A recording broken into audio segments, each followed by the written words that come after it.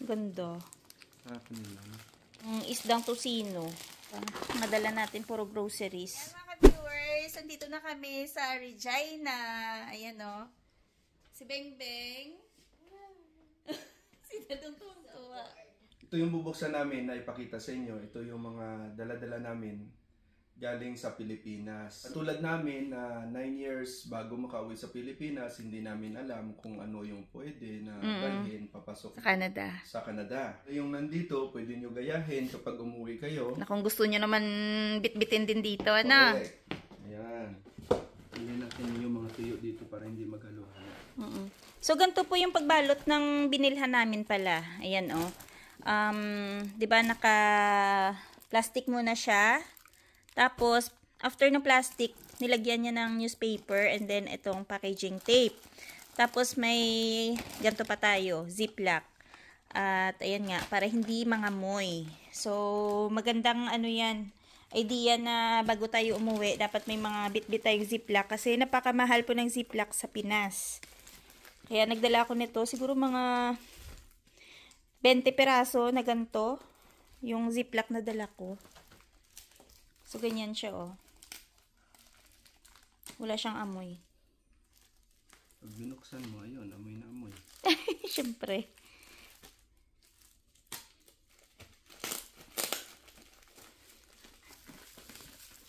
Ay, parang nabugbog yung saging, Papa.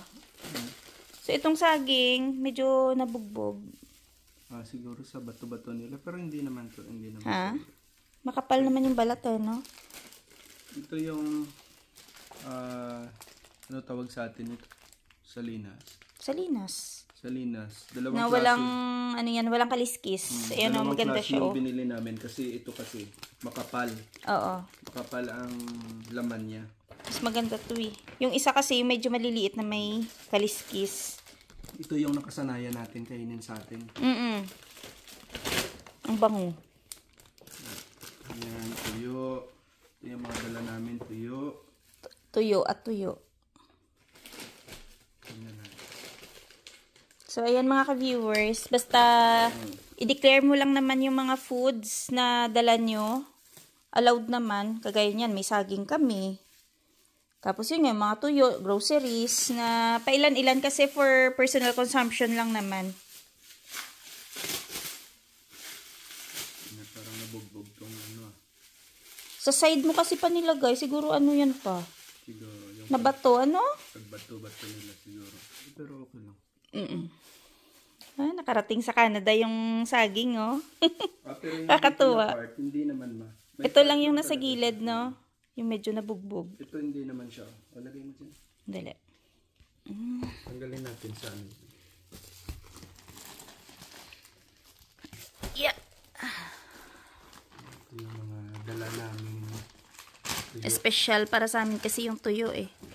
Yung tuyo po kasi, kahit sabihin mo na marami kang bitbit, basta i-freezer mo lang, tatagal talaga siya. Kung makikita nyo sa mga Filipino grocery store, 'di ba? Yung mga tuyo nila, mga ibang mga, yung tinapa, naka-freezer lahat yun. Kasi yun yung nagpapatagal ng buhay nila, eh. Ayan yung isang klase. Ito yung may kaliskis na tuyo. Ibang-iba sa mga binibili natin dito sa ano. Oo, kasi bago talaga siya. Galing daw to sa Bantayan, Cebu. Sabi ng nagtitinda. Pero mukhang maganda naman talaga yung tuyo nila. Ito yung Aray ko. Magkano kilo nito? Parang 380 ata o 300. 320. 320 or basta mga ganun lang yung kilo niyan. Mantala dito, 'di ba, no? Siyempre, imported na kasi. Dito maliit na balot lang, mahal talaga, eh, no?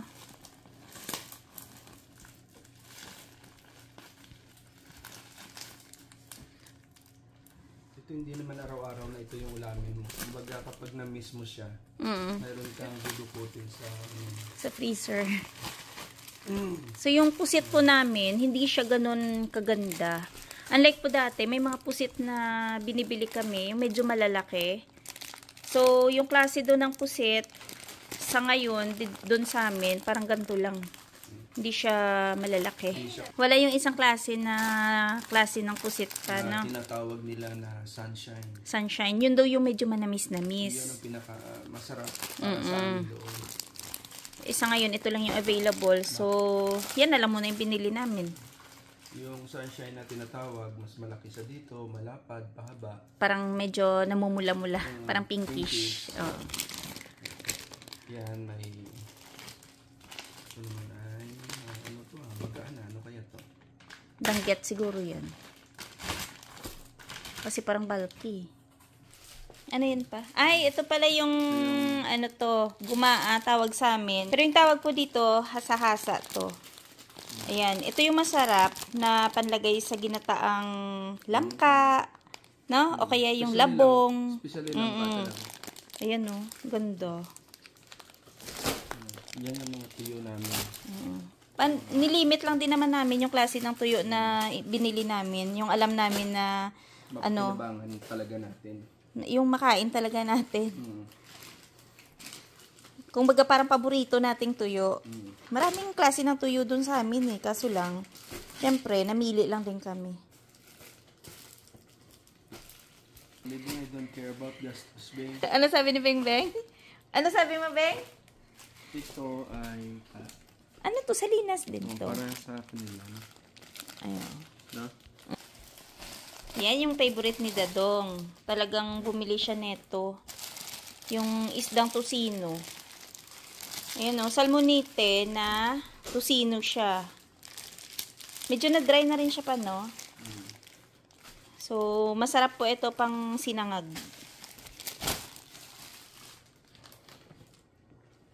Ayan, ano yan pa? Para to sa kadamang.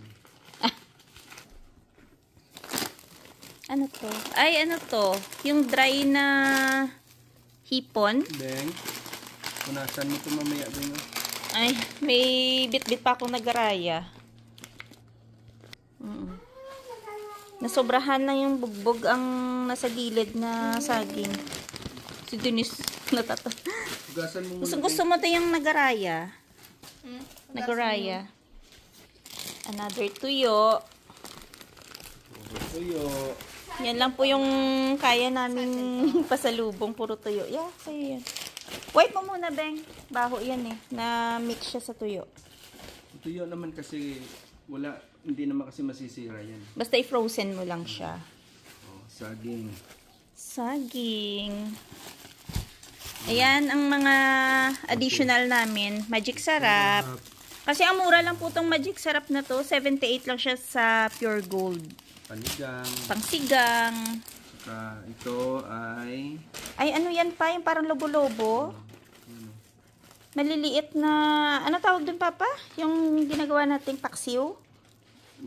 Ito, yung maliliit to na para siyang dilis. So, ano siya? Dried. Mas maliit pa sa dilis. Maliit pa sa dilis. So, bigay ito ng pamangkin ko eh. Ito ano to? Dried na shrimp. Maliliit na. Hipon kung tawagin sa atin. Oo. Panglagay ito sa, sinabawang gulay. Sinabaw. Ay na, sinabawang gulay, di ba? Lagay sa ano? Sa gulay. Laswa. Laswa. Tawagin sa lauya. Sininding. Oo, pwede. Ay, ano yan? Danggit yan na binigay ng pamangkin ko. Ayan, oh. Danggit. Boy, isang no frills. Isang no frills. Ay, ano, ganun pa rin. Ay, ano to? Dried shrimp na maliliit. Si Denise tuwang-tuwa sa nagaraya.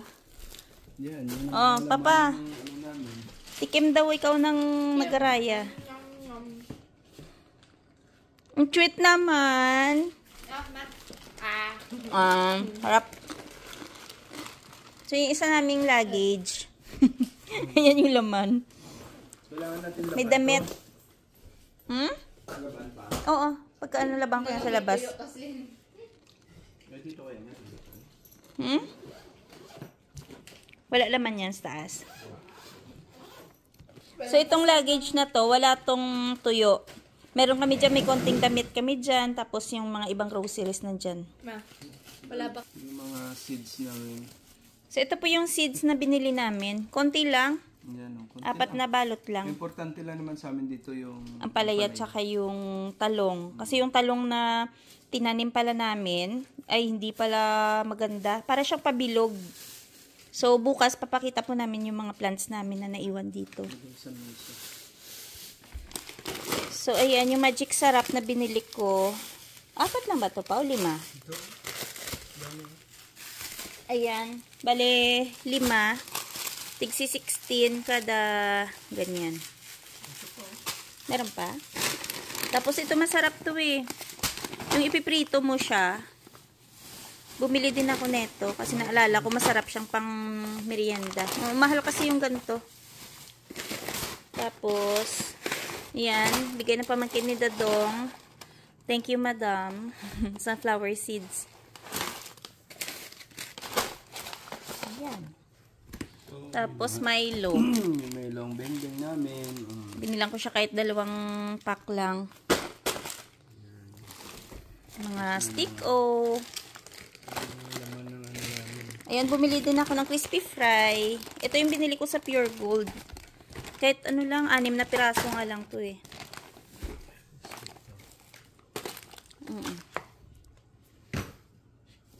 Ayan, syempre meron pa rin tayong saging.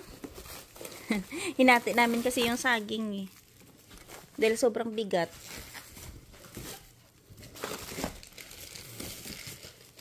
Ayan.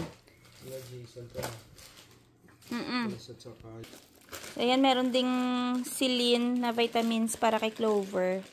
Nagpabili si Jason. So, ayan na. 3 packs. Tapos, ito nga yung chicken cubes.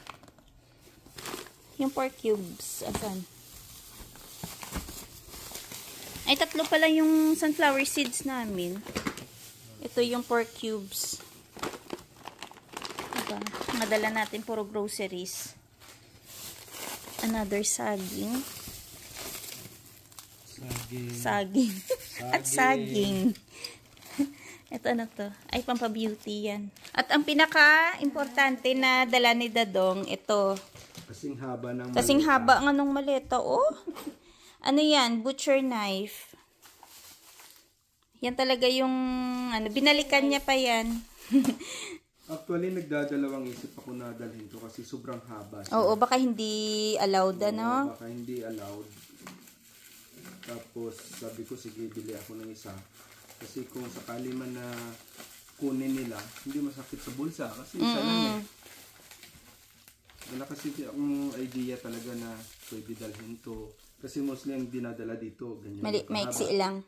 Kasi maiksi lang talaga. Eh, ito mahaba nga siya. Ito mahaba siya. Pero ang sabi naman ng ano, nag-a-assist doon sa airport. Sa airport. Basta declare mo lang, no? Basta i-declare mo lang siya. Tapos, okay lang.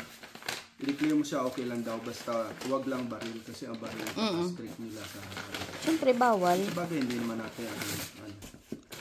Binalot ko lang sa kaigi. Yan, ito yung ano talaga. Ito, binili ko siya para pang cut-cut lang sa Karne. Ito, iba kasi yung Parang dagger, no? Oh, ito kasi ano to, sungay ng kalabaw to. Maganda yung ano niya, hawakan niya. Iba kasi yung mga gawa din sa amin eh. Tsaka maganda yung ikaw mismong pumili. Ayun. Ano, iba ba siya? Maganda nga siya, no? Iba siya. So, ayan mga ka-viewers, yung gantong pang chop, ayan, allowed naman siya. Siguro so, ayan. Ilang inches to. Tsaka hindi siya yung tipong matulis kasi, kumbaga pang ano talaga siya. Parang naka-design siya pang karne, ano? Pero maganda, no? Tsaka mahaba pa yung dito, sungay ng kalabaw kasi to. Ah, talaga? Sungay siya ng kalabaw. Tinanong mo rin doon? So, hindi yan mabilis mabulok gaya ng kahoy, no? Hindi siya kasi ang sungay ng kalabaw, parang plastic yan. So, maganda yung kapit niya. At ano, medyo madulas lang siya konti kung malagyan ng ano, pero Pag may, ano tayo, may taba-taba, no? pero maganda siya. So, ayan mga ka-viewers, yan lang po yung mga dala namin from Pinas. So, ayan nga. Pala, bongbongs to. So, mga ano lang to, piyaya, tsaka biskotso. So, ayan lang po yung mga bit-bit namin. Ayan. Dahil nga sa saging. So, para sa amin, pag nagbiyahe pala, mas maganda talaga yung nakamaleta ka na lang. In case man na meron kang ibabawas, no, pagka na-over ka sa kilo, madali lang po siyang buksan. Unlike sa box na mahirap ibalot ulit, dapat may ano ka, meron kang packaging tape. Kaya makikita nila na fragile talaga. Turugin to kabay. Oo nga. No? Ay, oo. Oo. Mukhang iningatan naman nila. Ayan, no. Ugoy-ugoy to eh. May basag nga lang. Ito may nagpabili talaga to. Kasi gusto niya daw. Ay, mayroon no. Pero okay lang. May durog. Kunti lang. Hindi mo sa mesa doon. Pero so far, okay naman, no? Mukhang buo pa naman yung mga biskotso. Tsaka yung piyaya. Ito na lang muna yan. So, yung mga ka-viewers, simula po ngayon, yung magiging content natin, syempre, yung buhay naman namin dito, sana hindi po kayong magsawang magsubaybay sa mga videos namin. At maraming salamat po ulit sa lahat ng mga nagsubaybay sa videos namin nung nasa Pinas kami. So, ang sabi ni Dadong kanina, nung nandun kami sa Pinas nga, hindi kami masyado nakapaggala. Dahil unang-una, wala po kaming budget para doon at wala kaming sasakyan na yung tipong pang travel. Meron kaming sasakyan na yung nakita niyo yung parang ano siya, yung elf. Eh kaso mo, manual kasi yun. At saka pang business kasi yun. Oo. Si Dadong hindi marunong sa manual. Kaya sabi niya, balang araw na lang magagamit din niya yun, 'di ba Dadong? So, ayun lang. Hanggang dito na lang muna mga ka-viewers yung aming video for today. Maraming salamat sa pagsubaybay ninyo sa mga videos namin nung nasa Pinas pa kami. At, ayun, mula ngayon, yung ating video ay buhay naman namin dito sa Regina. Buhay Canada na naman. Oo, buhay Canada na naman. So, hanggang dito na lang muna. Maraming salamat at ingat-ingat. Bye-bye. Bye-bye mga ka-viewers. Ayan. Liligpitin lang po namin yung mga hinalukay naming mga dala namin.